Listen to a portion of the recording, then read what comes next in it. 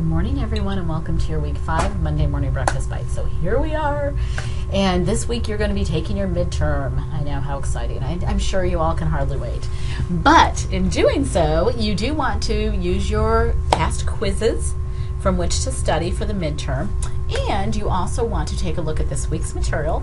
This week we are going to be talking about the import and export of technology, which you say, really, does that affect me? Oh, it so affects everyone, but in particular those of us that are in the technology-based industry. And the reason it protects everyone in the technology-based industry or pertains to it is because you're importing and exporting technology over the internet. That's e-commerce, and you have to be very careful to whom that information is given or intercepted, especially if it falls under any one of the enumerated particular laws for the transport of technology.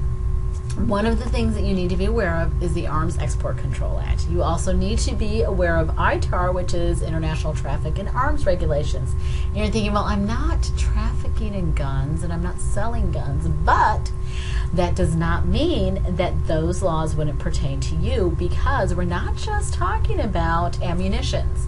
We are talking about technology of a security based systems which might have some effect on your doing business and the clients with whom you do business in other countries.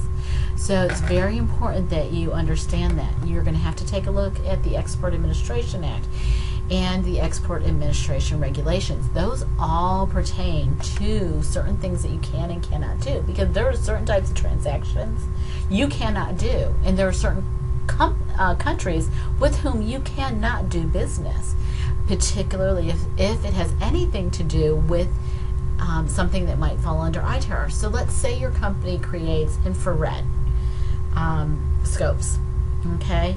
That would fall under ITAR. And you're saying, well, but it's not, but we're using them for this purpose or that purpose, or it's going to go in motor vehicles. It doesn't matter, because it has to do with something that falls under ITAR, which could be used by someone else in another country that's a prohibited country and used in a wrong way.